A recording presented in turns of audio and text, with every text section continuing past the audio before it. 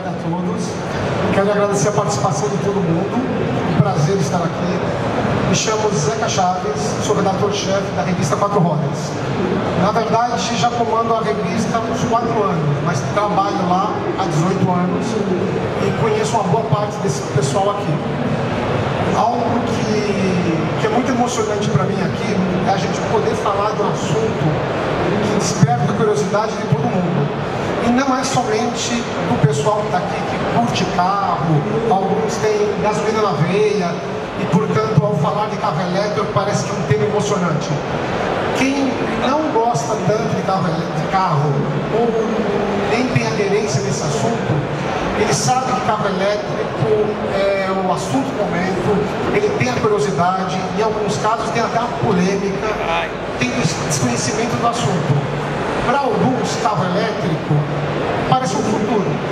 Só que, se vocês aqui já fizeram um giro nesse salão, e recomendo que está bem legal, já devem ter visto que a maioria das montadoras tem um híbrido e algumas já começam a ter carro elétrico. E quando a gente fala em carro elétrico, aqui no Brasil, já não é mais carro elétrico para curiosidade, um protótipo, para você conhecer uma nova tecnologia. Nesse salão já foram apresentados 3 lançamentos de carro elétrico, ou seja, carro elétrico que vocês vão poder comprar. Com isso, para uma parte do mercado que considera o automóvel uma ferramenta, ou a outra parte do mercado que considera o automóvel uma paixão, para eles é impossível você deixar de pensar nesse assunto. E com a chegada desses veículos para o mercado, ele vai começar a estar no cotidiano das pessoas. Mas se para o Brasil ainda é a introdução desse tema, vamos lembrar, vamos pensar em Estados Unidos e principalmente em Europa. Lá, carro elétrico não é futuro, ele é presente. E mais que o presente, é um presente urgente, porque alguns países como Inglaterra, França, já pensam em proibir as vendas de carro a combustão, carro tradicional, movido a gasolina, a partir de 2040. Em alguns mercados, já se fala da proibição de circulação em 2050. Ou seja, quem tem carro a combustão, carro tradicional, talvez seja proibido de rodar com esse carro. Então, para falar desse tema, que para nós está começando e para a Europa já é mais do que a realidade, é uma revolução, vou querer apresentar a nossa bancada de debatedores. Vou começar apresentando César Urgnani. Todo mundo já conhece, apresentador do Autosport. Também teremos aqui Ralf Spierling, Head of Sales Electrification da Bosch. Também teremos Edgar Escobar, presidente da Abravey, da Associação Brasileira de Proprietários de Veículos Elétricos. Mauro Correia, presidente da SAE Brasil. E José Maurício Andretta Júnior, vice-presidente da Fenabrave. Vou começar então chamando meu amigo César.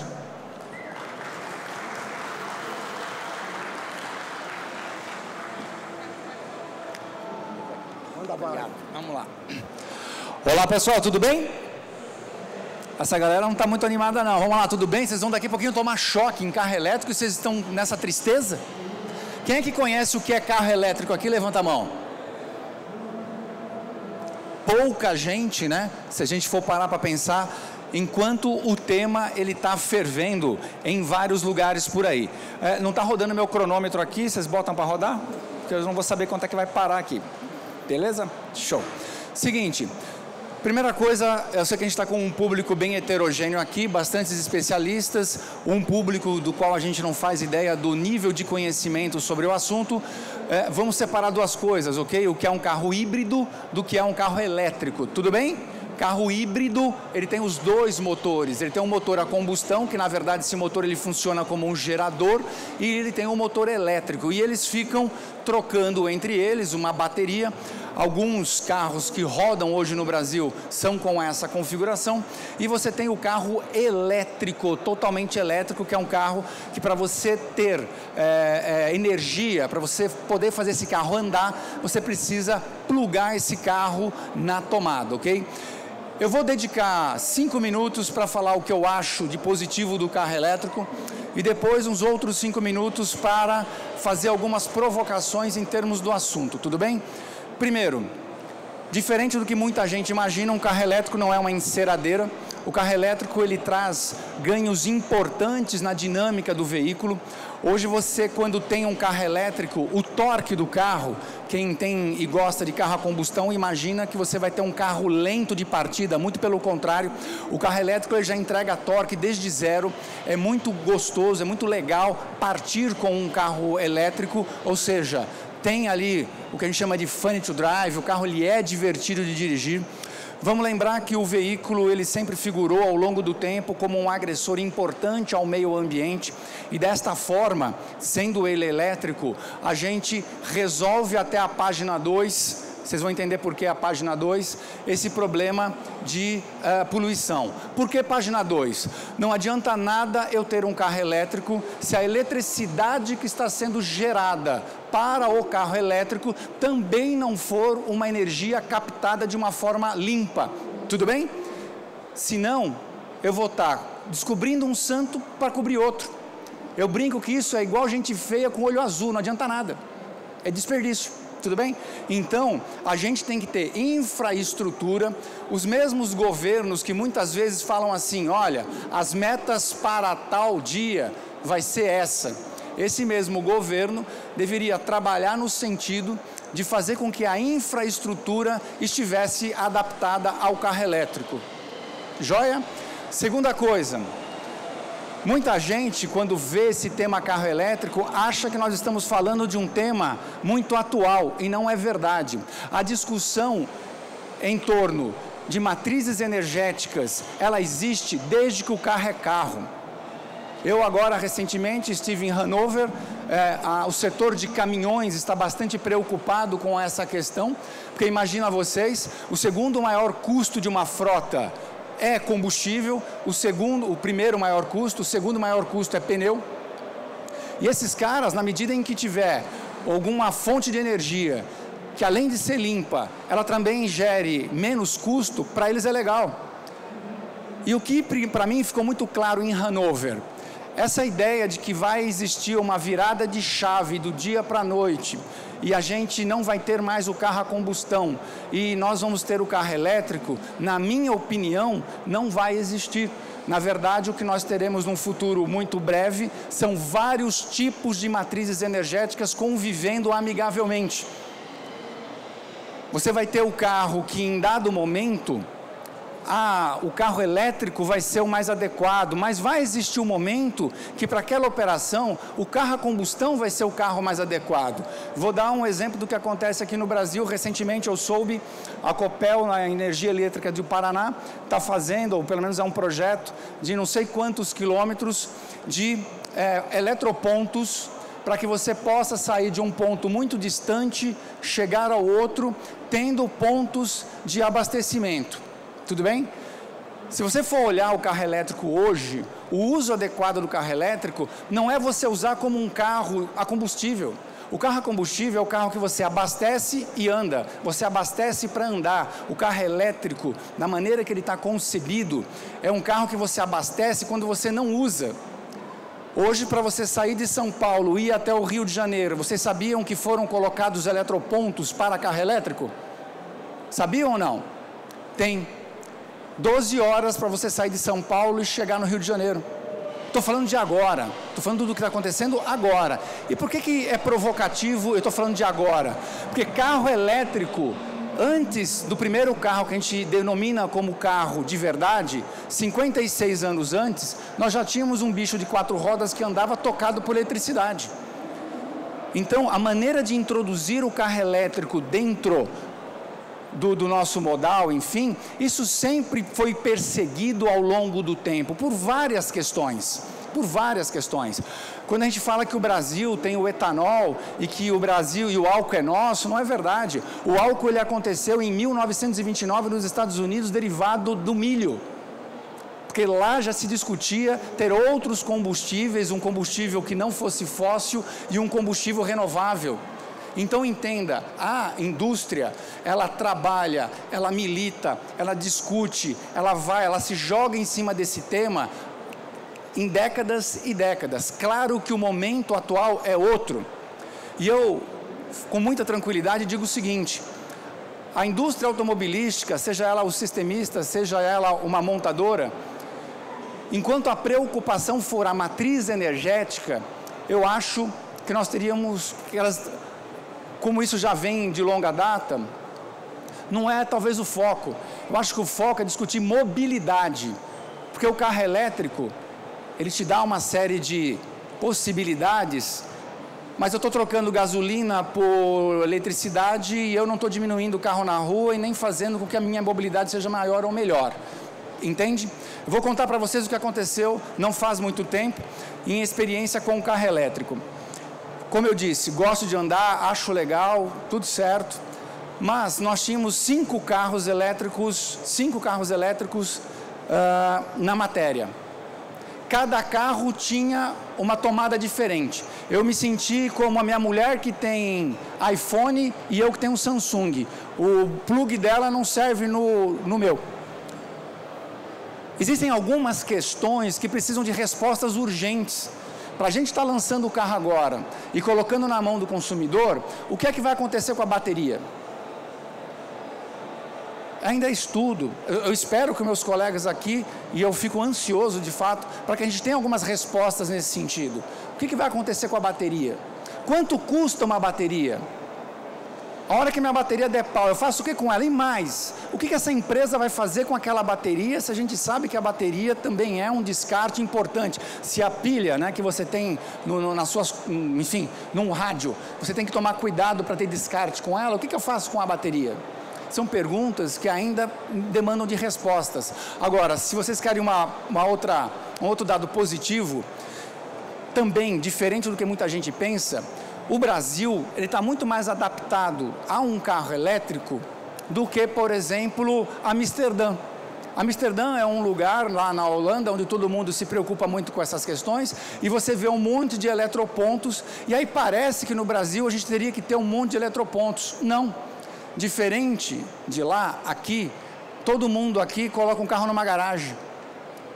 Todo mundo quando vai trabalhar tem uma garagem. Lá não, lá eles não têm aonde estacionar o carro. Por isso que há essa necessidade de ter tantos eletropontos espalhados por aí. Mas para um uso aonde do ponto A até o ponto B, ele seja curto.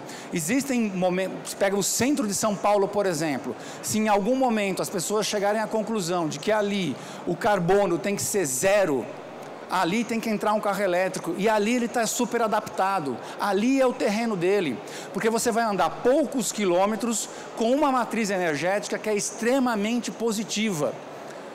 O que eu ainda vejo um pouco distante da nossa realidade é eu chegar agora em qualquer distante desses que estão aí e comprar um carro elétrico e embora estamos tentando dar todo o apoio para quem tem um carro elétrico, mas é a questão da revenda, é a questão da bateria, é a questão do abastecimento, para que todos eles tenham o mesmo plug and play para você poder abastecer, porque quando eu for abastecer meu carro, a gasolina que entra no tanque, o bocal e a pistola, né, que abastece, ela é igual para todo mundo.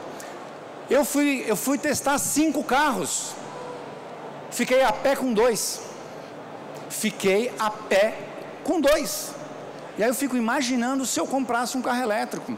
Então, desculpa aqui, eu sei que talvez eu tenho amigos aqui, parceiros que vão defender bastante o carro elétrico, mas enfim, o meu interesse é de que a gente tenha carros bacanas, carros que não poluam, mas a gente sabe que ele é um bem caro, que ninguém vai fazer uma aposta aqui num carro que depois possa vir a dar algum tipo de problema para ele.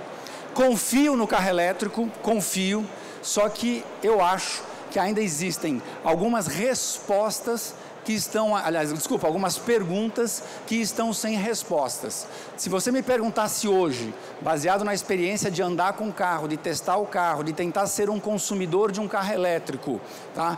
Eu acho que ainda há um caminho a se traçar. Eu acho que o carro chegou primeiro antes da estrada. Eu acho que primeiro eu tenho que ter estrada. para depois eu colocar um carro nele. Eu acho que está havendo uma inversão. A montadora está fazendo o investimento dela. Ela está investindo no carro elétrico, ela está colocando dinheiro naquilo, ela está colocando engenheiros naquilo. Mas para um carro andar, não basta a montadora fazer. Nós precisamos de infraestrutura para o carro elétrico, em todos os sentidos. E é essa infraestrutura que eu ainda acho que está faltando. Como eu disse, a montadora está fazendo o papel dela, mas existem outros setores aí que precisam fazer o seu papel. Meu tempo terminou, muito obrigado, fiquem com Deus, vou estar aqui com vocês. Até mais, tchau, tchau.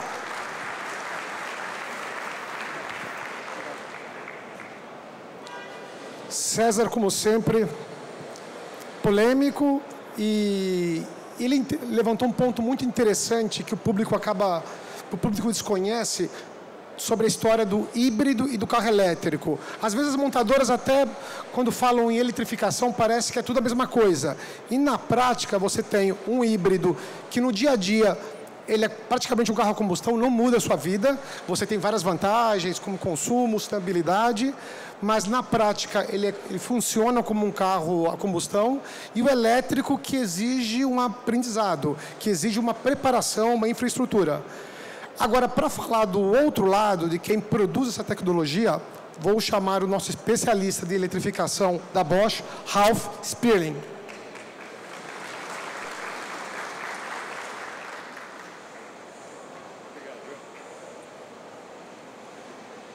Boa tarde a todos.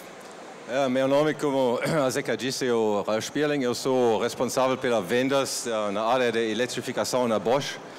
Eu vim da Alemanha, eu sou alemão. Da mesma forma, vou tentar fazer essa apresentação em português. E eu também agradeço o César e o Zeca, porque eles já explicaram muita coisa. Nesse sentido, vai ficar mais fácil agora para mim. De qualquer forma, eu vou defender o carro elétrico. Então vamos ver essa discussão depois. Legal. A pergunta se o veículo elétrico fosse realidade ou ficção, na verdade, é bem fácil responder para essa pergunta, né? Basta andar aqui pelo salão. Eu fiquei impressionado com a quantidade de carros elétricos que você pode ver aqui, seja híbrido ou elétrico. Você pode dar uma olhada nas ruas, talvez na Califórnia, em Shanghai, na China, em alguns países na Europa, nem falo tanto da Alemanha, mas talvez na Holândia, na Noruega, a rua está cheia com carro híbrido elétrico. Então, é realidade mesmo. Agora, tem outro lado também. Eu trouxe alguns números para você, também para mostrar que, na verdade, esse tipo de carro já existe por algum tempo. Na verdade, a Bosch lançou o primeiro projeto como cliente da gente já no ano 2010, já colocou o primeiro carro híbrido na rua. Desde 2010, agora nós equipamos em torno de 800 mil carros com componentes da Bosch que estão rodando nas ruas do mundo. E são desenvolvidos em mais ou menos de 30 projetos que a gente tem feito. E isso não é só para carro de passeio, passenger car, mas nós estamos também fornecendo componentes, sistemas para o que a gente chama de light electric vehicles, como um e-scooter, como um e-bike. Você pode ver lá no nosso estande, tá? Sejam bem-vindos e convidados pelo estande da Bosch. E também para na área da veículos comerciais, caminhões. Como acho que César, você disse, né, na feira da Hannover, que aconteceu 2 meses atrás, muito impressionante. Basicamente todas as montadoras que fabricam caminhões mostraram projetos ou já carros elétricos. Então, quer dizer, também nessa área essa mudança está realmente acontecendo, tá? Então, só para para responder para essa pergunta, é realidade, sem dúvida. Mas, para mim, e como está trabalhando em vendas da Bosch, a questão mais importante para mim é: será que essa tendência seja sustentável? Será que ela vai se impor no mercado? Ou ela vai manter um papel pequeno, como alguns porcentos? E para responder por isso, eu acho que é bem interessante dar uma olhada nas tendências que realmente fazem uma influência, que influenciam esses desenvolvimentos. Não dá tempo para explicar agora todos, agora só vou focar em algumas deles. Primeiramente, a legislação. Já na Europa, na China, nos Estados Unidos, no Japão, já existe por algum tempo legislação que enforça uma redução de CO2, que enforça uma redução de emissões locais. E a gente estava conversando pouco antes de começar essa palestra, no ano 2030, na Europa, você não pode gastar mais do que 3 litros por 100 quilômetros na média da frota. E para atingir esse nível de redução de CO2, você não vai conseguir sem eletrificação, sem dúvida nenhuma. Também já foi falado, tem cidades que basicamente estão já hoje em dia bloqueando as ruas deles para carros que têm motor de combustão, né? Como diesel e outros também. E o que você faz se você tem que ultrapassar essa cidade, né? Você pode mudar para o transporte público, você pode andar de e-bike, ou você tem que trocar para um motocarro, né? Um carro sem motor de combustão. Bom, aqui no esquerdo, no direito do seu lado, você vê também uma tendência que já foi explicada numa palestra um pouco antes, a conexão, a automatização. E são duas tendências também que vêm bem junto com a eletrificação também. Pensa só naquele robotáxi que daqui a alguns anos a gente vai ver nas ruas. E esses robotáxis, basicamente todos deles vão ser eletrificados. Então, é uma coisa que também vem justo com isso. Tem mais algumas coisas que eu gostaria de explicar, não todos deles, mas duas coisas só. O que está realmente mudando a nossa indústria, o nosso mercado, é, por exemplo, a entrada nessa folha se chama New Players. Startups, novas empresas que começam produzir ou querem produzir carros elétricos. Todos eles não fazem carros com motor convencional, mas todos eles basicamente estão entrando com carro elétrico. Todo mundo conhece a Tesla, mas eu não sei se vocês sabem que na China a gente acha mais ou menos 50 outros startups que estão querendo fazer a mesma coisa. Nos Estados Unidos, mais ou menos 30 startups também tentando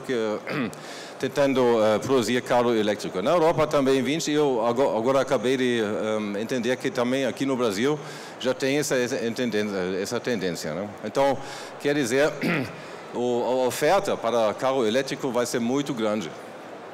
E a opção para o consumidor também vai crescer. Agora, tem alguns outros que agora não vou explicar, mas eu gostaria de mostrar um número para você que nós na Bosch analisamos com todas essas tendências que eu falei, porque nós também temos que ter uma base, um planejamento, uma previsão o que vai acontecer, tá? Para desenvolver novos produtos, para fazer investimento. E a nossa expectativa, como vai ser o mercado no futuro, é mais ou menos isso.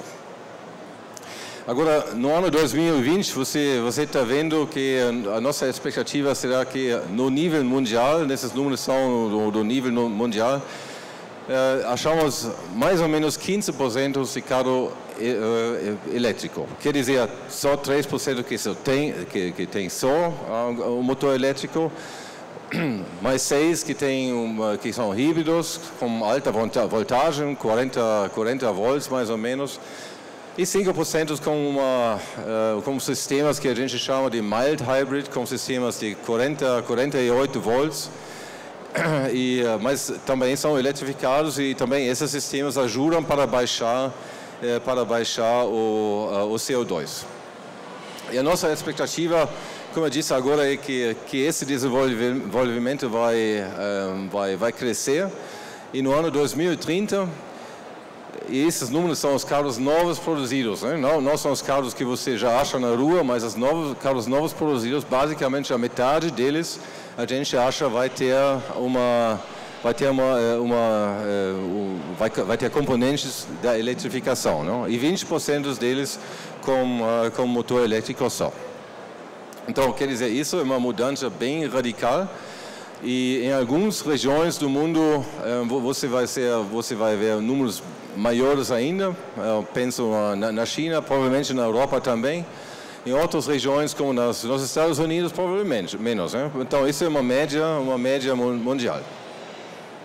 E mesmo assim, pode ser que o número no ano 2030 não é 21%, né? Pode ser 25%, pode ser 15%. Na verdade, não importa muito, não? Mas o que é importante é que, com certeza, essa tendência a gente está vendo.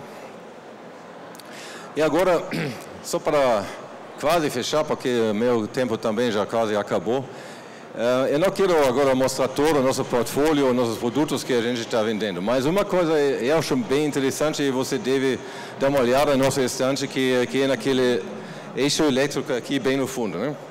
É um sistema com alta taxa de integração. A gente integrou o motor elétrico, o inverter, como se chama, o eletricidade de potência inverter se chama, e também a transmissão em um sistema só. Esse sistema pesa mais ou menos 90 kg, ele dá uma potência de até 300 kW, que é um monte, né? E tem uma eficiência de mais do que 90%. Se você compara isso com o motor convencional, você fala então de 30%, 40%, é muito eficiente. Então, esse é um sistema que a gente vai lançar com o primeiro cliente no ano que vem, no 2019, e nós achamos que a grande vantagem para nossos clientes seja que eles têm um sistema já avaliado, já testado, que basicamente dá para colocar no carro, né? Dá para colocar no eixo traseiro, no eixo dianteiro também, e você tem muita potência para andar. E com isso, nós estamos achando que isso vai ajudar também ao desenvolvimento dos carros elétricos ou híbridos também. Tá bom, só isso. Agradeço a sua atenção e até mais.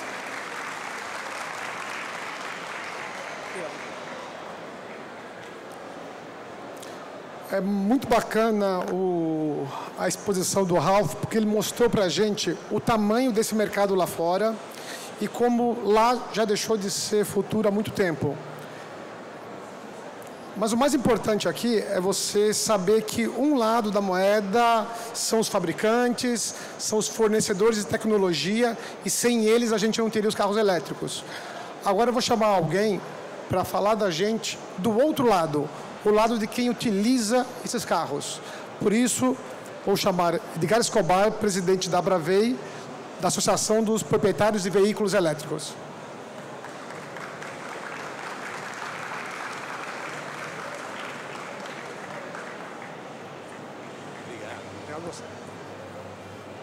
Só precisar a chave. Boa tarde a todos. Agora nós vamos fazer uma discussão da realidade do carro elétrico.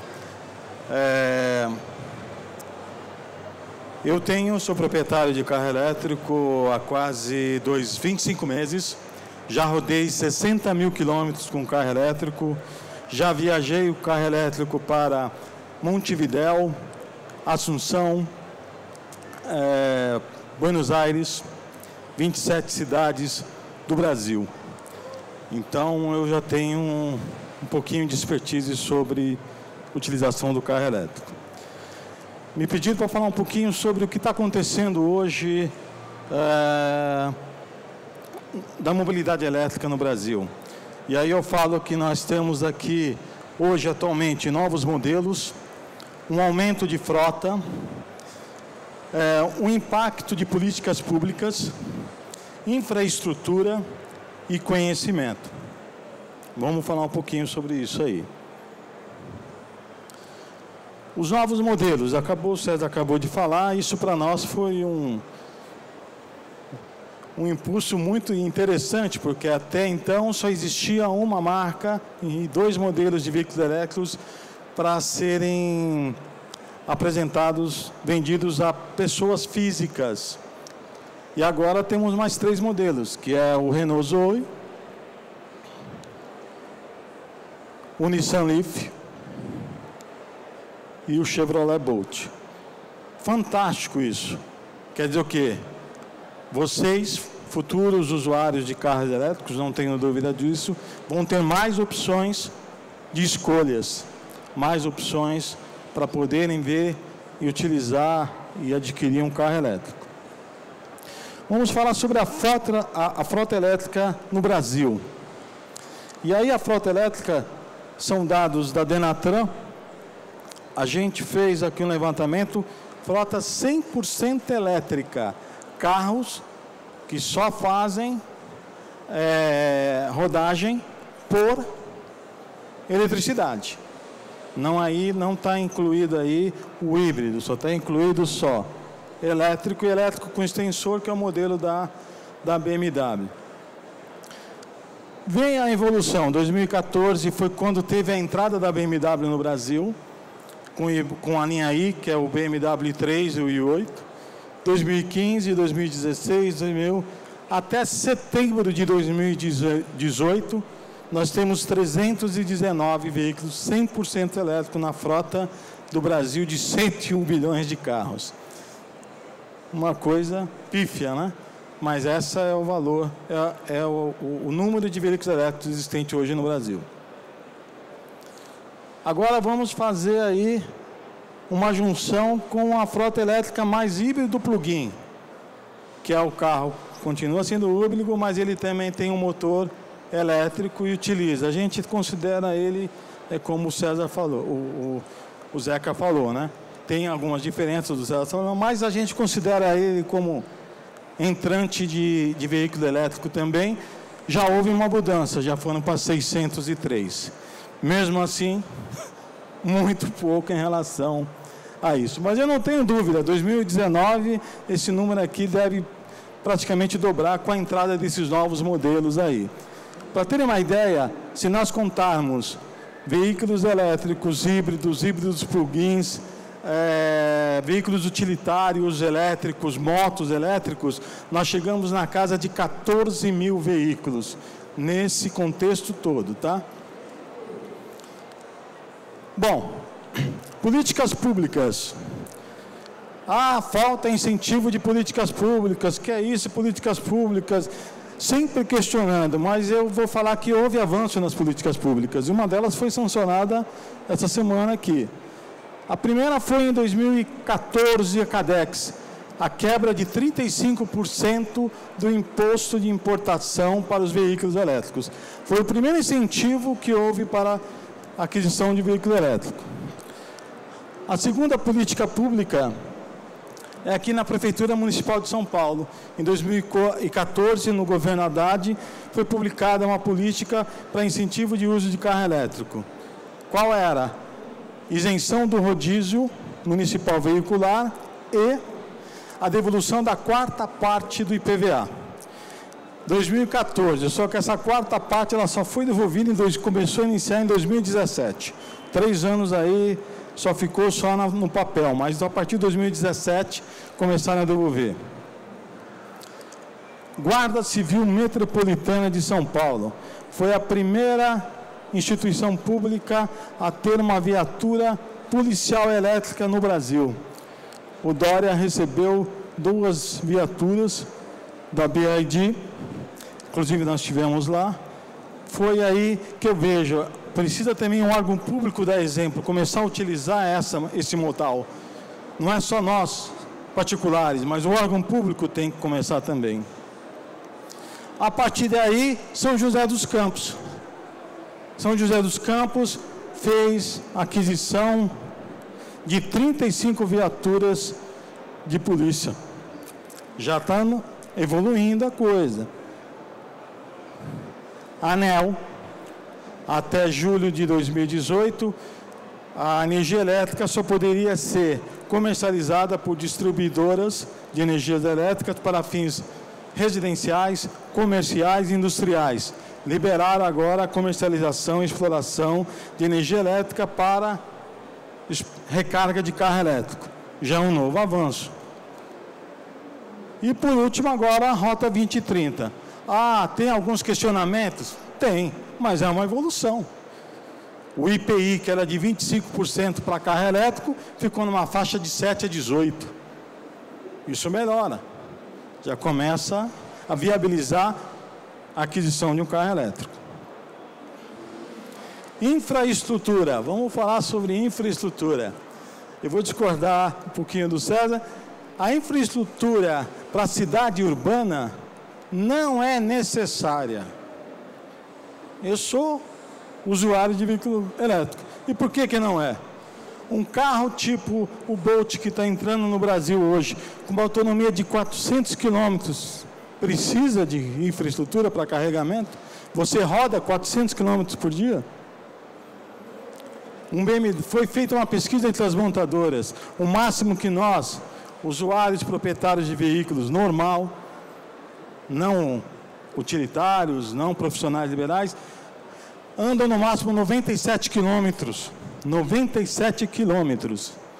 Então, 400 quilômetros, 300 quilômetros, que é o que os carros estão saindo agora, dá e sobra.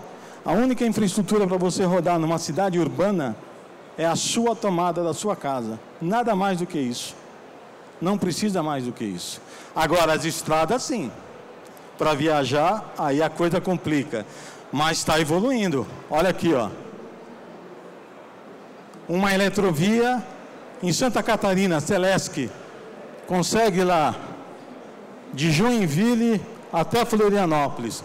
Nós aqui da associação fizemos uma viagem São Paulo-Palhoça e utilizamos essa infraestrutura. De Curitiba até Floripa, nós rodamos somente com veículo elétrico. O César já adiantou, eu vou só retificar. Ratificar quer dizer o quê?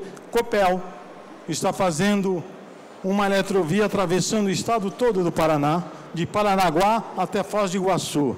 Metade dela já está praticamente já pronta, até o ano que vem já vai estar funcionando. Já utilizamos ela em Curitiba, quando nós fizemos a viagem para Montevidéu. Fantástico, 20 minutos, enquanto você vai tomar um café, a infraestrutura já está carregado. E a outra, é o que ele acabou de falar, foi inaugurada agora recentemente, São Paulo-Rio, Rio-São Paulo. 3 para ir, 3 para voltar. Nós vamos realizar agora um encontro de carreata no domingo. Eu estou vindo, o associado está vindo do Rio, só utilizando essa eletrovia. Olha o avanço de infraestrutura no Brasil em menos de 2 anos, 18 meses, olha só o que evoluiu em relação à infraestrutura no Brasil. Aí eu faço a pergunta, vai pegar ou não vai pegar? Vai pegar. Porque toda essa ampliação de infraestrutura está sendo realizada por quem? Pela iniciativa privada. Não tem dinheiro público investido nisso. O último é conhecimento. Vocês que estão aqui estão tentando buscar conhecimento, saber entender um pouco do que é carro elétrico. Quando eu comprei o carro elétrico 2 anos atrás, meu Deus, e agora? Então, para finalizar, a promulgação do conhecimento através de nós, usuários, através das mídias, através de fóruns, através de salões e feiras. E é isso aí. Muito obrigado.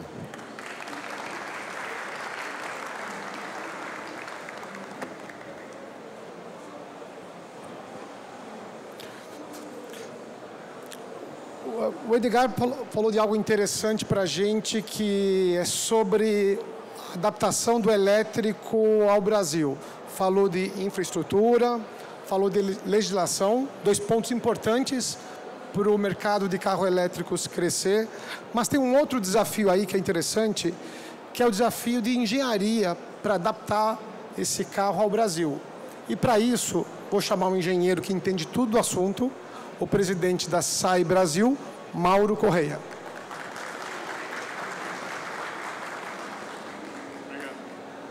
Obrigado. Está ali, né? Boa tarde, pessoal. Me falou, sou presidente da Associação dos Engenheiros Automotivos, Engenheiros da Mobilidade, presidente do Grupo Caoa. Não sou um grande especialista em carro elétrico, mas convivo com eles tanto dentro da associação como no dia a dia de uma empresa que produz, distribui carros e desenvolve. O tema realidade ou ficção. Eu acho que nós já vimos aqui que está se tornando sim uma realidade. Já vimos os números, mas importante aqui para nós, olha, em 2018 quase 1.600.000 unidades serão vendidas no mundo de carros, aqui eu estou falando eletrificados, né? Aí a engenharia falando de carros que possuem algum motor elétrico dentro dele, ou elétrico puro, ou um híbrido, ou um com extensão de o que a gente chama Extended Range, que é uma extensão de quilometragem que você pode utilizar através de um motor a combustão, e com uma previsão de se chegar a 60 milhões de unidades em 2040. Hoje o mercado mundial do automóvel gira em torno de 95, 96 milhões de unidades no mundo.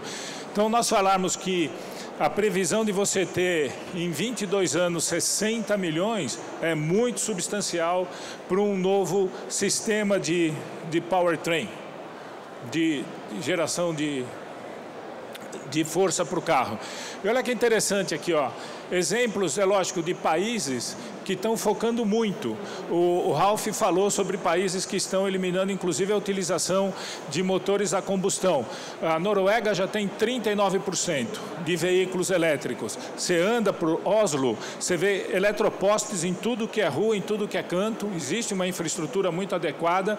É um mercado pequeno, são mais ou menos 200 mil unidades, mas é um país no meio da Europa dando um exemplo importantíssimo de redução de emissões e utilização de veículos elétricos. Veja a China, que interessante. A China é outro país aqui, olha, que ela detém 1/3 do mercado mundial de veículos, mais ou menos. A China deve fazer esse ano 30 milhões de unidades. O que nós produzimos por ano no Brasil, vendemos por ano no Brasil, a China vende por mês. E ela já tem 2,2% da sua frota em 2017 com veículos elétricos. Ela detém mais ou menos 53% de todo o volume de veículos elétricos vendidos no mundo e o governo está forçando muito, tem políticas muito fortes para esse desenvolvimento. E o Brasil gira hoje em torno de 0,15% de um total de 2017 de 2,2 milhões. Estamos iniciando. Acho que o Brasil está crescendo muito já com isso e aqui nós vamos ver os volumes brasileiros. Ou seja, o Brasil tem uma previsão de chegar em 2022 com mais ou menos 20 mil unidades vendidas. É pequeno ainda para o tamanho do nosso mercado? É menos de 1%, a previsão é menos de 1% do volume total de veículos vendidos. Mas eu acho que isso é porque o público ainda não tem o conhecimento do que é essa nova tecnologia, não experimentou essa nova tecnologia. O César estava falando sobre o Fun to Drive.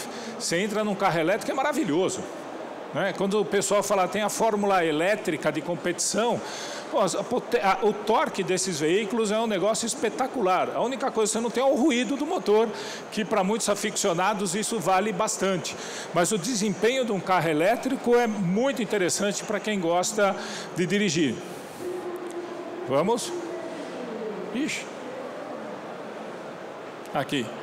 Agora, e no Brasil também já foi apresentado, não vou bater, nós já estamos crescendo muito a quantidade de veículos elétricos disponíveis e para quem andar pela feira vai ver que quase todo estande tem um veículo elétrico sendo apresentado. Mas olha o que é um ponto interessante. Vamos pegar a China como exemplo. A China tem uma previsão de migrar 250 milhões de habitantes para áreas urbanas até 2026, tirando do campo. Eles ainda têm demolições planejadas, que para tornar a China, para abrir mais espaços para milhões de pessoas em megacidades.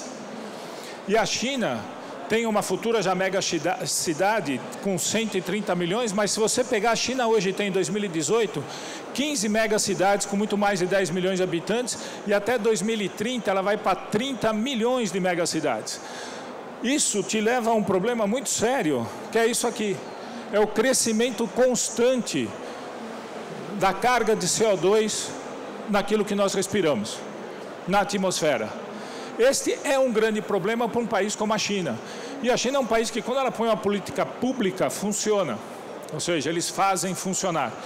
É interessante, eu estive em Beijing em 2016 para o Salão do Automóvel, fui em 2018, você quase não conseguia respirar em 2016, eles tomaram a decisão de tirar as fábricas da região, etc. 2018 era outro clima, era outro ar, você conseguia ver o sol, e eles estão muito fortes nisso. Você pega os grandes líderes hoje do mercado, estão se associando ou desenvolvendo carros elétricos na China. A própria Tesla anunciou a construção de uma fábrica na China para veículos elétricos. Então nós estamos indo atrás de um mercado de 30 milhões de veículos, onde o desenvolvimento acontece, e é uma tendência muito forte que leva o resto do mundo a isso. A Alemanha, o Ralf comentou aqui dos objetivos, né? A Alemanha, estava comentando com ele antes, tem um objetivo muito agressivo de redução de CO2 até 2030, mas ela está trazendo incentivos interessantes, da mesma forma que a China está fazendo incentivos desde 2010, e o Japão também vem com grandes incentivos para começar a se trocar a frota de motor a combustão para motores elétricos ou veículos eletrificados, que pode ser um híbrido com extensão ou um híbrido ou um veículo com extensão de range, de distância. Mas tem um grande desafio aqui também. Não adianta ter um veículo elétrico se a cadeia de geração, se toda a cadeia de produção desse veículo não for limpa. Então, você pensar em Hong Kong, que ainda gera muita energia a carvão, não adianta colocar carro elétrico em Hong Kong. Você vai poluir muito mais o ambiente gerando energia a carvão do que o que você economiza com o carro elétrico. O Brasil, nós temos essa possibilidade.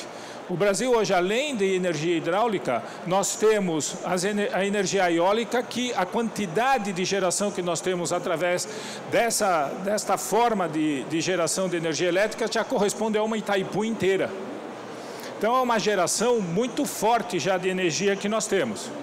Mas aí eu acho que tem um outro ponto que é importante, que se falou um pouco aqui, o José falou sobre a parte de infraestrutura, mas ainda é um desafio. Quando eu olho como uma associação ou como uma montadora, quando você faz um desenvolvimento de um projeto e quer reduzir o custo disso, você vai diluir esse seu investimento numa quantidade maior de veículos, você precisa ter um país que consiga absorver uma quantidade maior de produtos.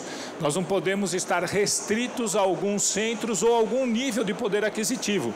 Nós temos que popularizar a tecnologia.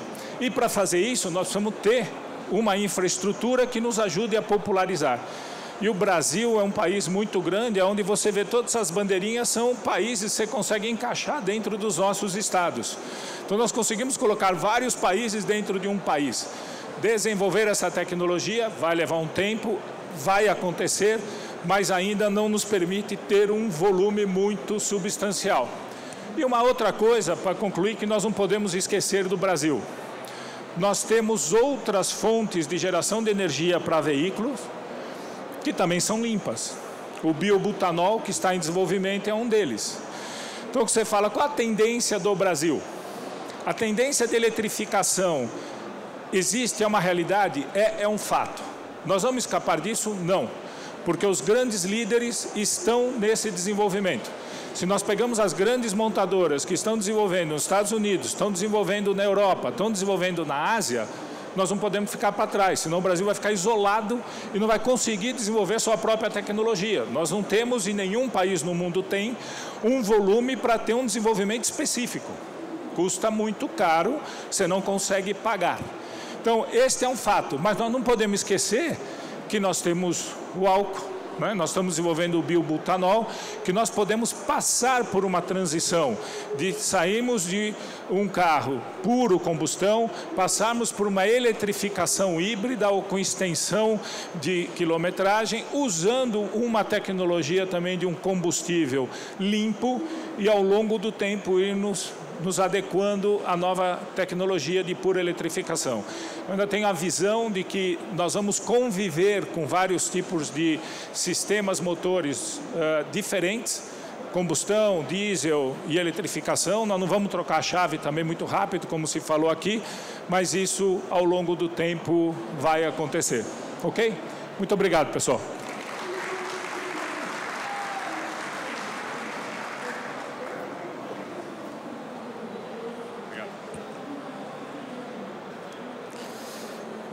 Até agora a gente viu praticamente quase todos os lados do carro elétrico. Falamos de crescimento de mercado externo, falamos de tecnologia, falamos do uso do proprietário, falamos de infraestrutura. Então sabemos que temos de lado gente querendo comprar carro e temos montadoras querendo produzir carro. Mas nada disso vai para frente se a gente não tiver quem distribua os carros, as concessionárias. E para falar sobre esse meio do caminho, convido o José Maurício Andretta Júnior, presidente da FenaBrave.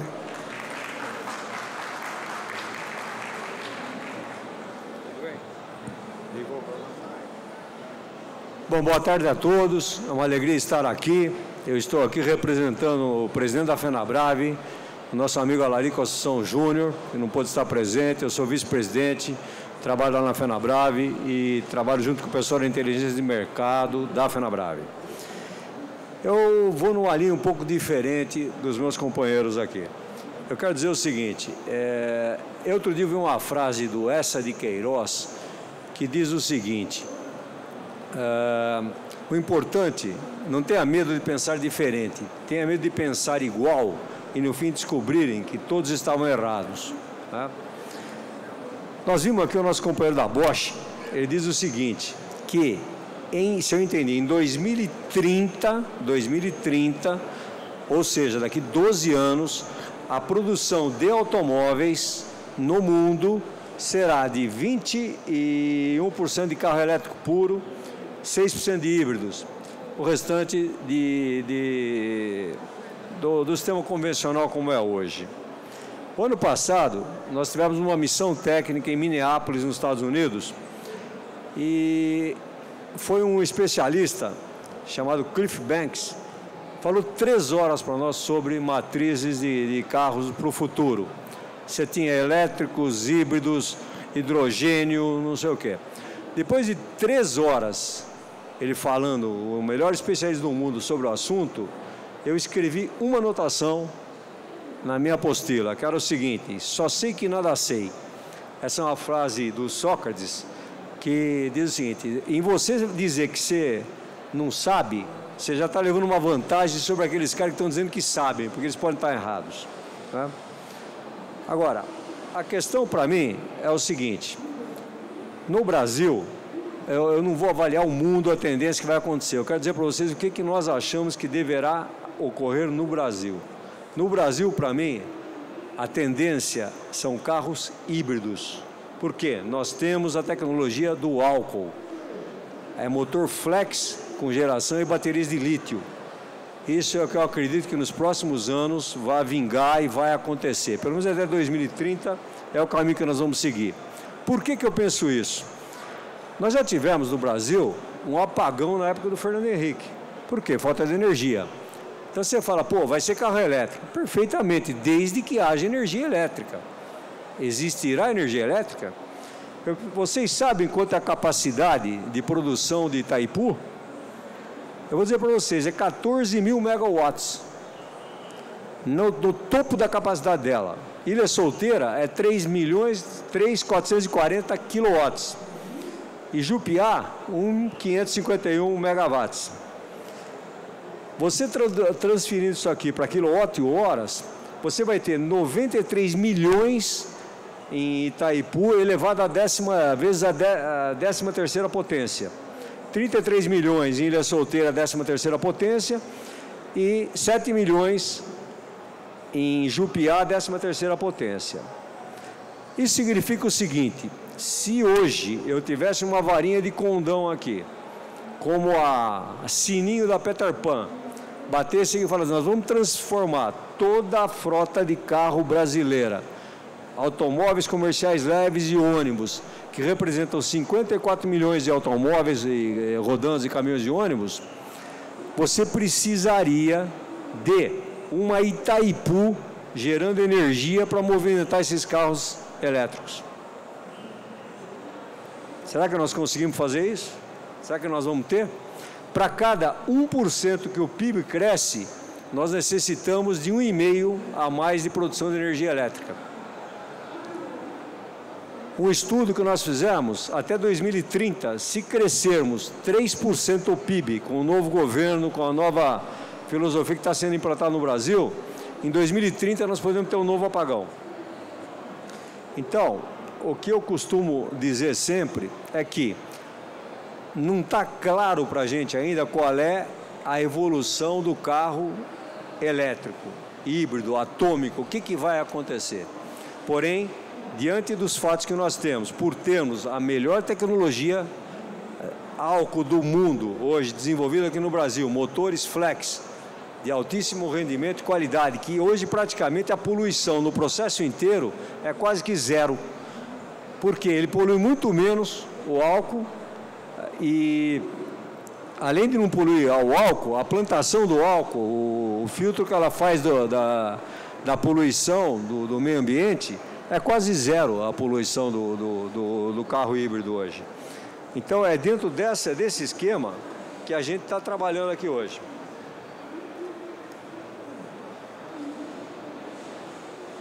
Uma outra questão, quando você fala em carro elétrico puro hoje, você fala num Tesla. Pergunto, alguém aqui sabe quanto pesa um carro Tesla? Vocês têm ideia? Tem ideia, César? 2.101 quilos, 2.108 quilos. Ele pesa o equivalente a uma S10 diesel, uma caminhonete que pesa 2.101 quilos, tem 7 quilos a mais do que uma caminhonete. Então vejam, a estrutura para tocar um carro desse, freio, suspensão, estrutura de carroceria, pneus, o desgaste do automóvel, é complexo o negócio.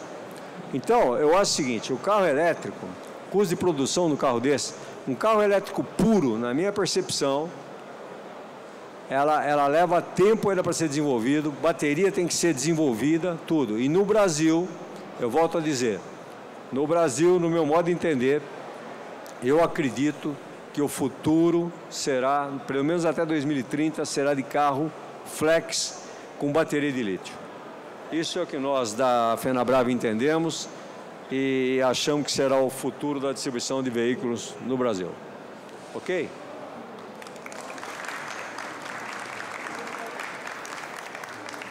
Obrigado.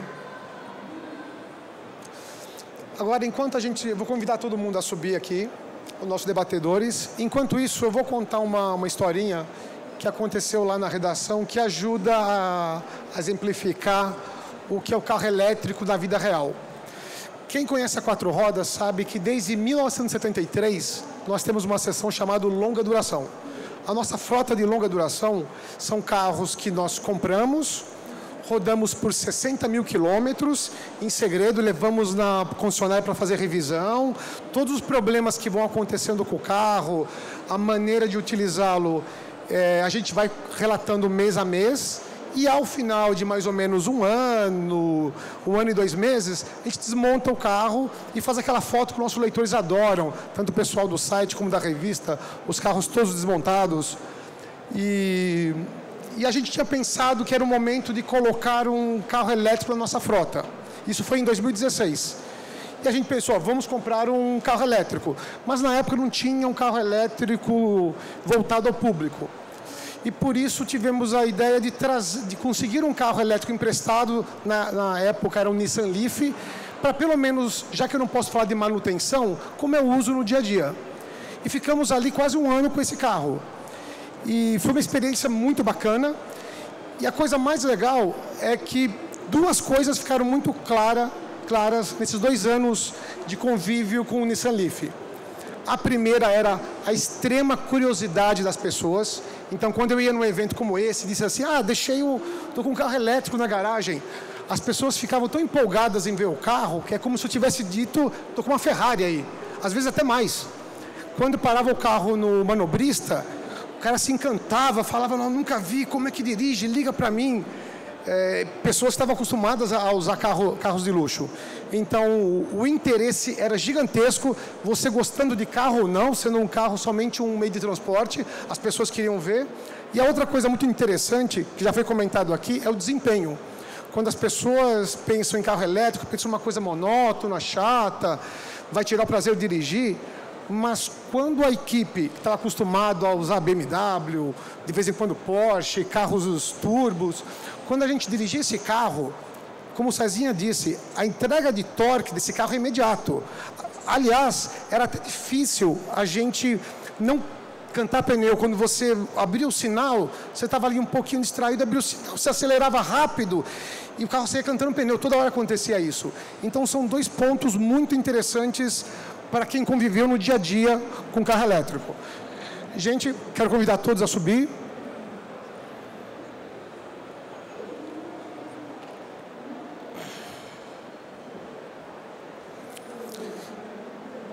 Estamos para todos?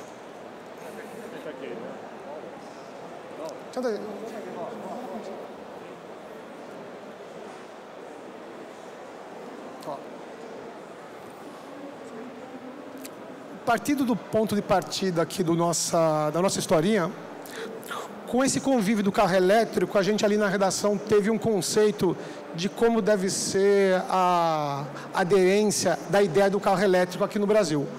Eu queria saber com vocês, pela convivência que vocês têm, ou por serem proprietários, ou por conhecer quem desenvolveu a tecnologia, ou porque vive isso há muito tempo, na opinião de vocês, qual vai ser a adesão do consumidor brasileiro ao carro?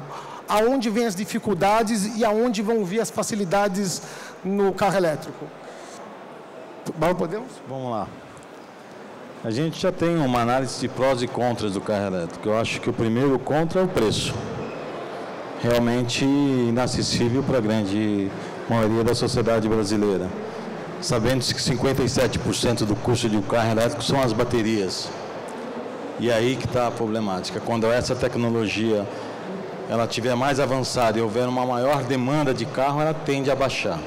Então a gente percebe-se que houve já uma evolução de queda da bateria de lítio desde quando ela foi lançada no mercado até os dias atuais. Quando eu fui adquirir um carro elétrico, eu fiz somente essa planilha, prós e contras. Primeira coisa, despesa de combustível. Eu gastava R$800 de combustível mês e hoje eu gasto R$50 de energia elétrica. Isso corresponde a 9 centavos por quilômetro rodado. Manutenção. Não tem manutenção no carro elétrico. Não tem que trocar óleo, filtro de gasolina, pastilha de freio, óleo de câmbio, embreagem, fluido de radiador, enfim. Nós temos um case em Portugal, de um colega que tem uma associação em Portugal, na UV, utilizadores de veículos elétricos de Portugal. Ele tem o BMW i3 com 205 mil quilômetros rodados. Até o momento ele só trocou uma troca de jogo de pneus e ainda tem 75% de autonomia das baterias ainda em uso. O maior contra que eu vejo é a falta de conhecimento que a população tem, aquilo que você acabou de falar. Pensa-se em carro elétrico, um carro de golfe, que não tem autonomia, não tem potência, que é frágil. Por isso que eu rodo o Brasil, América Latina com carro, para mostrar que ele tem resistência e consegue ter a mesma percurso de um carro a combustão. A infraestrutura é o que eu acabei de falar. Com um carro com autonomia de 400 km, 300 km para uso urbano, eu só preciso da tomada do meu carro, da minha garagem. Nada mais do que isso. Um outro conceito muito importante que eu aprendi nesses 25 meses de uso de carro elétrico, que me levou a comprar um carro elétrico pelo valor financeiro, porque em 8 anos eu pago o investimento do carro, porque eu economizo cerca de R$15 mil ano entre manutenção, despesa de combustível, é a questão da sustentabilidade. O meu carro, em 25 meses de uso, eu deixei de emitir 5 toneladas de CO2 na atmosfera. Então, eu só tenho a dizer que o carro elétrico não voltaria jamais a um carro a combustão. Os meus colegas também, que são usuários de carro elétrico, também têm essa mesma tendência. por todas essas facilidades que nós temos. Falta conhecimento, falta alguns fatores ainda a ser desenvolvidos no Brasil, mas para uso urbano dá e sobra tranquilamente em questão de autonomia e em questão de custo-benefício. Mais alguém quer dar o contraponto aqui? César? Não? Só quero voltar num ponto, eu concordo com você, mas o que nós temos que trabalhar muito como indústria e com políticas fortes do governo é na popularização do carro. Eu acho que ainda o carro elétrico é um carro para uma classe média alta para cima. A população consegue comprar e é a população que consegue utilizar outros meios de locomoção para grandes distâncias que não o carro. Nós precisamos pensar que ainda a grande maioria da população que tem carro, ele tem um carro só em casa. Então ele precisa desse carro para viajar, para urbano e etc. Então, a infraestrutura, nesse caso, também é muito importante. E para a indústria ter um interesse maior, tem que ter uma demanda. Para você poder baixar o custo da tecnologia, você tem que ter volume. Então, tem que ter uma interação muito grande entre políticas públicas e desenvolvimento industrial. Foi o que a gente falou sobre esse dilema. Você precisa de um mercado que cresça, porque você não vai vender somente para quem tem poder aquisitivo. Por outro lado, uma parcela que talvez tenha poder aquisitivo acaba não comprando porque não tem infraestrutura. Ele não vai conseguir viajar, no trânsito urbano ele resolve, mas você precisa ir para Alphaville. Você não tem posto lá, posto de recarga, e isso vira um problema. Então você não cresce porque não tem vendas, e você não tem vendas porque não tem infraestrutura. Ralf, quer falar alguma coisa sobre isso? Eu concordo com tudo que Edgar disse, só quero complementar duas coisinhas. Nós fizemos um estudo na Bosch também, quais são as maiores preocupações do consumidor com o carro elétrico. Esses dois pontos mais importantes eram, na verdade, o atendimento do carro e a infraestrutura, o que a gente também discutiu. Agora, eu tenho certeza que a tecnologia vai ajudar a gente para resolver esse negócio de atendimento. Olha, para uma geração, para outra do carro elétrico, você já aumenta por 50% esse atendimento. Mais uma geração não vai ter mais problema. Infraestrutura, claro, já discutimos, mas também acho que vai ser desenvolvido. E uma coisa você não pode esquecer, andando num carro elétrico, você carrega de uma maneira diferente do que um carro de combustível. Você não vai para abastecer. Durante a noite você coloca em casa, você carrega, você está no trabalho, você carrega, você faz compras, passa 2, 3 horas, aí você carrega. Tem que ter a infraestrutura. E só mais uma coisinha, na discussão com minhas colegas, muitas pessoas falam, olha, eu vou fazer o seguinte daqui um pouco. Eu vou ter um carro com motor comum, né, para fazer viagens longe, se você vai de férias. E talvez para minha esposa eu vou comprar um carro para a cidade. Para andar na cidade. E se você tem essa situação, é uma combinação excelente, no meu ponto de vista. Ok, se você me permite, se eu entendi bem, você perguntou qual é o foco, o provável comprador do carro elétrico no primeiro instante. Essa foi a pergunta, né? Pode ser. Porque como nós estamos, eu perdi um pouco o raciocínio aqui. Eu diria o seguinte, os primeiros compradores, no meu modo de entender, são executivos de montadoras, de multinacionais, um poder aquisitivo elevado, que vai poder comprar esse carro, que vai se sentir ecologicamente importante, inteligente, o caramba. A grande população não entra nesse carro no preço nesse primeiro instante. Pra você ter uma ideia, eu tenho um amigo meu, tem um prédio, mora num prédio de apartamentos, e um dos moradores falou, pô, vamos pôr tomada aqui para carregar, que eu quero comprar um carro elétrico. Foram fazer o orçamento, para pôr 20 tomadas na garagem para carregar, fica em R$65 mil por condomínio. Por quê? Entrada a parte, outra fiação, aterramento, quer dizer, o custo vai ter que cair. Por isso que eu acredito, volto a insistir, nós vamos ter um período, e no Brasil, não digo no mundo, mas no Brasil eu aposto na tecnologia do flex, do carro híbrido flex. César? Pegando bem no tema da pergunta que você fez, né? E para as pessoas que estão participando aqui, quem é que está participando desde o começo? Aqui, beleza. A pergunta do Zeca foi o seguinte: será que o carro elétrico, né, vai ter adesão junto ao público consumidor? E nós aqui estamos nos posicionando um pouco como formadores de opinião, né? E as pessoas que estão aqui, estão assistindo, viram várias pessoas falando sobre o tema.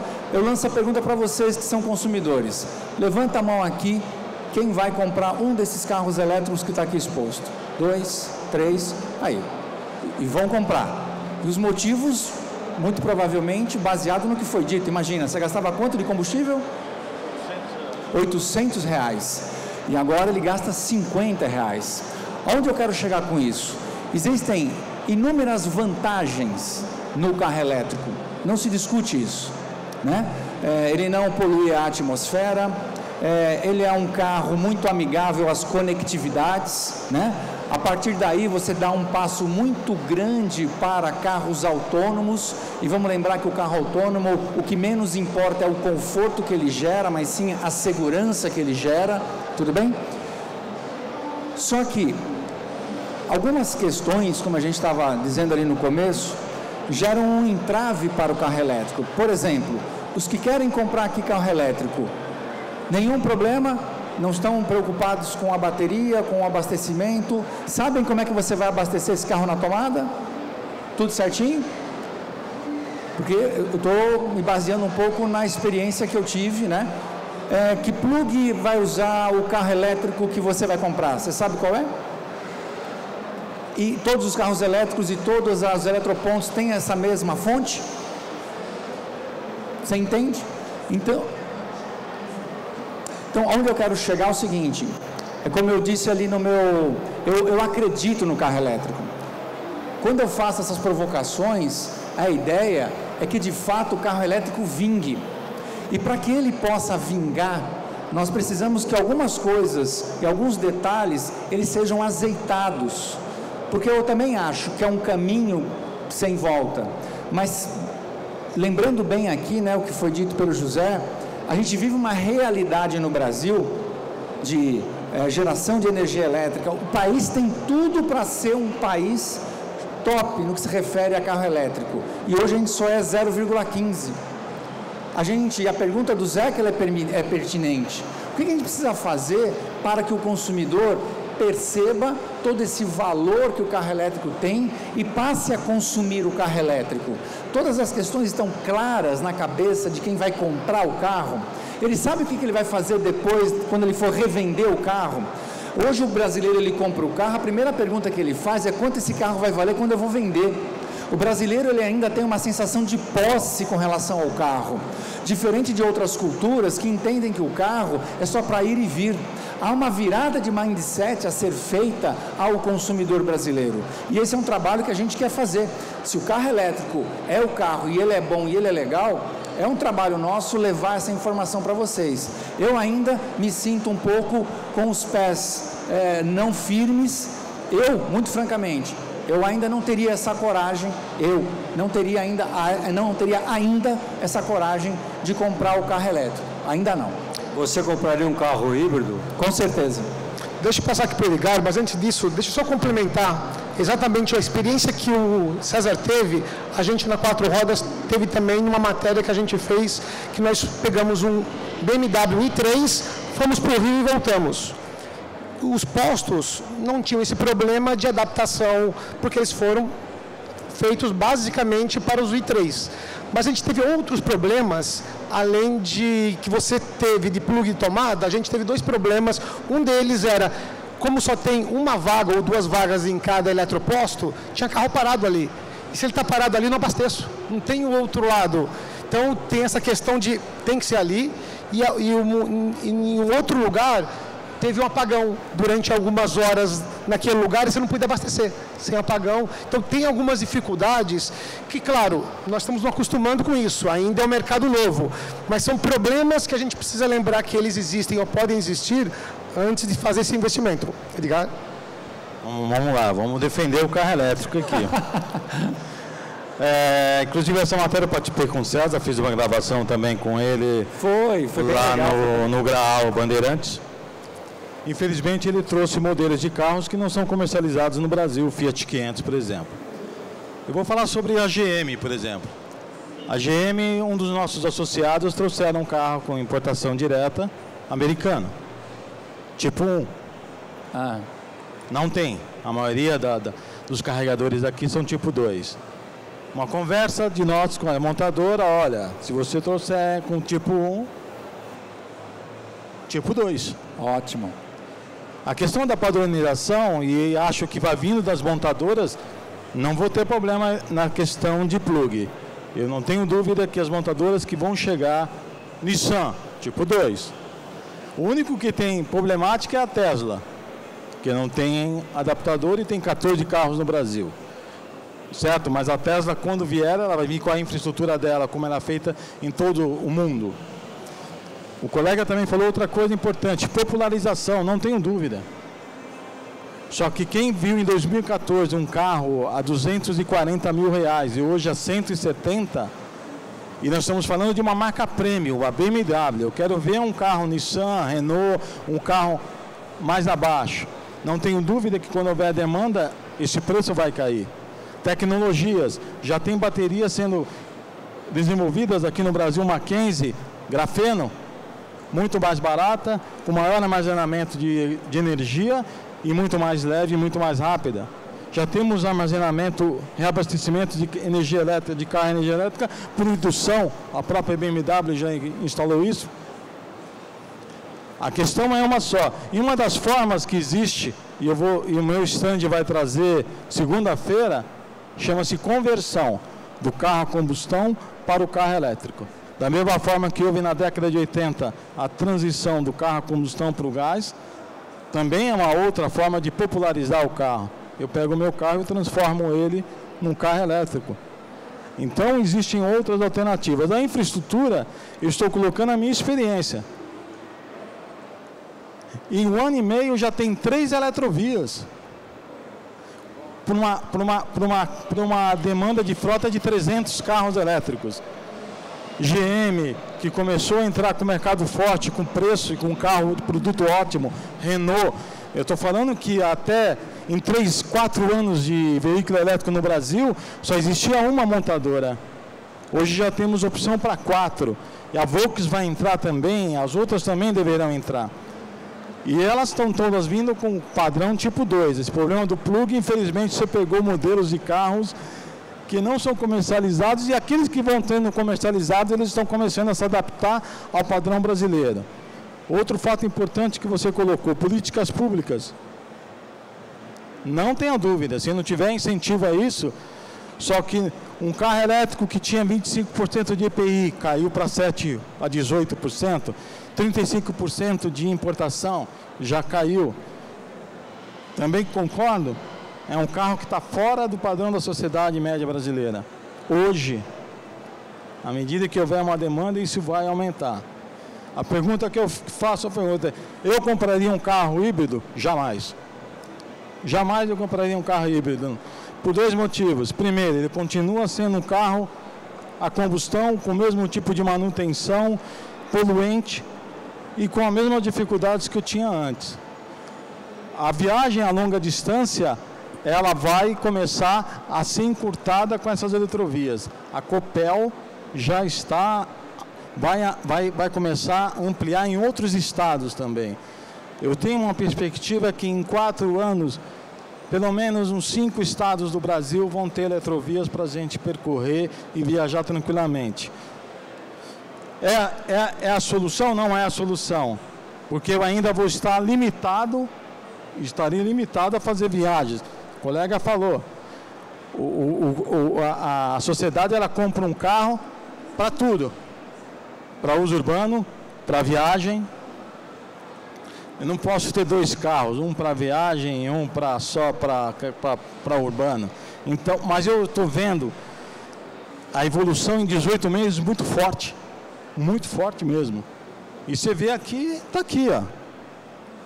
Quantos modelos nós temos aqui, quantas já entraram esse ano para serem vendidas. Então, essa é a minha defesa aí. Você tocou num ponto muito interessante, eu tenho certeza que todo mundo já ouviu isso aqui, que é sobre a questão da sustentabilidade. Sustentabilidade.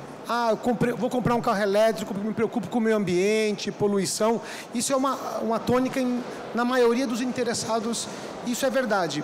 Porém, eu tenho um certo receio quando eu ouço isso. Eu vou dar um exemplo que aconteceu com a gente há uns 8 anos.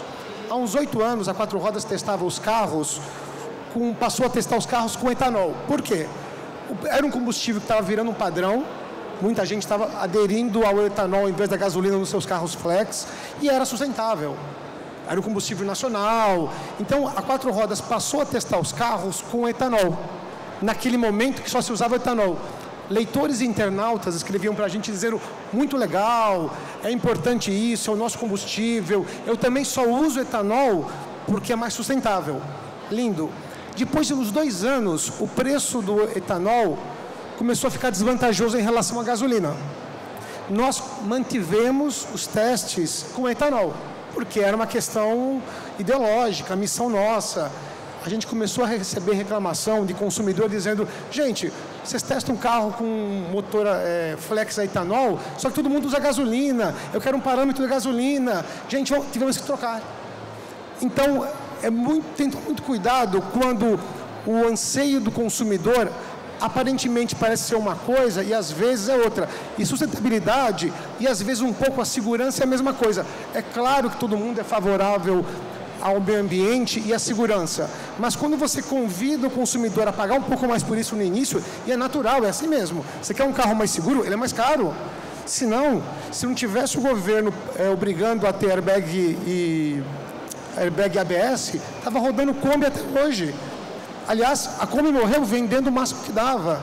Então, eu até pergunto a vocês se essa percepção é minha ou vocês também sentem que o discurso é uma coisa e a prática do consumidor é um pouco mais cínica. Alguém quer falar sobre isso?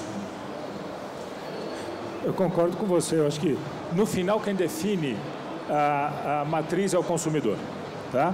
Acho que, se você conseguir... Nós dávamos para o consumidor um tipo de veículo. Depois nós passamos a dar um outro tipo, que era álcool. E, no final, tivemos que dar um flex. Porque o governo não soube manter uma política pública adequada para o combustível. Eu entendo que a matriz de energia brasileira tem que ser revista. Passamos a dar o gás, certo? Verdade. Chegamos a ter uma marca que trouxe o Quadriflex, alguma coisa... Tetraflex. Tetraflu, que andava com gasolina, álcool e gás. O gás morreu. Não morreu. Você tem ainda, mas teve uma queda de volume substancial. É o risco. Por isso que eu digo, se você não tiver uma política pública adequada e consistente, vai chegar um momento que vira bandeira verde para bandeira vermelha, a diferença ainda de consumo é muito grande, mas o consumidor vai ficar bravo também, que ele está pagando mais pela energia. Eu entendo a preocupação de geração de energia, o investimento em geração de energia elétrica não é baixo, né, como você já tem o álcool. Mas nós não podemos fugir dessa tendência. Eu acho que o consumidor, na hora que ele começar, quando eu digo popularizar, é realmente você conseguir ter infraestrutura que nos leve a ter um volume grande de vendas e com isso a tecnologia vai baratear. O investimento que você faz, você vai conseguir diluir num volume muito maior, você consegue ter um produto mais barato. E o consumidor vai passar a experimentar, e eu tenho certeza que o prazer de dirigir um carro elétrico é superior a dirigir um a combustão. Isso vai acontecer. E eu não vejo, concordo com você, falar que o carro elétrico tem algum problema de resistência é besteira. Né? Você simplesmente trocou o powertrain do veículo com uma tecnologia talvez muito mais moderna do que você tem em motor a combustão, um pouco diferenciada, com menor manutenção e etc. Concordo com isso, mas o consumidor é que vai trazer isso para nós. Nós precisamos, através da tecnologia, de políticas públicas, trazer para o consumidor a confiança. E principalmente no Brasil, que o veículo tem um imposto muito alto, ele é caro, né, para a média do nosso consumidor, a certeza de que ele está primeiro comprando um bem que é caríssimo para ele, que ele vai ter esse bem com um poder razoável até na hora da sua troca, lá na frente, você comentou o caso da bateria, isso tem que acontecer, e que ele vai ter a garantia de que esse bem vai poder usar essa nova tecnologia, vai ter a disponibilidade de energia elétrica a um custo competitivo para ele sobreviver com esse carro. Nós vamos levar isso para o consumidor. Quando ele sentir isso, eu acho que aí a confiança vem, como você questionou, para comprar. Tem uma coisa que eu acho muito legal de pessoas que eu conheço, né, e tem carros elétricos, que você percebe que a vibe do cara é diferente. Por exemplo, eu conheço que tem um i3 também, a casa dele é eletrovoltaica, ele produz energia, hoje ele vende energia, ele gasta muito pouco de combustível, não gasta quase nada. Eu vejo e sinto todas essas vantagens. E é claro que essa vantagem ela tem que chegar ao bolso e ao conhecimento do consumidor. Quando nós fizemos aquela matéria do qual você até participou, às vezes eu ficava um pouco preocupado, sabe com o quê? Até aquele momento, o governo não sabia, a ANEEL, como é que ela ia cobrar. Veja bem, você já tem carro elétrico há 2 anos aqui no Brasil. E o governo não sabe como é que ele vai cobrar a eletricidade consumida do carro elétrico. Você vai num eletroponto, você baixa lá um cartão, você coloca ele lá, e quando a ANEEL, quem cuida disso, não sabe ainda como é que ela vai cobrar o consumo feito num eletroponto, a sensação que passa é boa. Você vai lá, enfia lá, você não está pagando nada. Tá, mas e quando essa conta vier? Quanto esses caras vão cobrar? Número 1. Número 2, é um descaso, cara. Tem um monte de montador aqui que está apostando no carro elétrico. Tem uns caras aqui, a Bosch, que está investindo em tecnologia. E o governo não sabe ainda, não parou para pensar em como ele vai cobrar aquela eletricidade. César, eu concordo plenamente com você, com o Mauro. O problema hoje para o consumidor é custo. É custo-benefício que ele vai ter no negócio dele, no carro. É o que você falou, hoje é grátis a energia lá. Quem me garante que daqui 2, 3 anos, se faltar energia, não vai ter um puta no preço da energia? Quando foi implantado o álcool no Brasil, você se lembra disso? Pô, você ia no posto de gasolina, puta, o álcool, tudo bomba de gasolina, põe bomba de gasolina.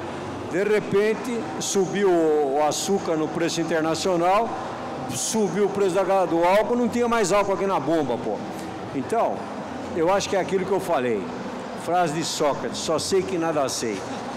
O negócio ainda tem muita água para rolar, muita dúvida para ser esclarecida. Nosso amigo que tem que defender o carro elétrico faz parte do esquema, eu concordo com você. Agora,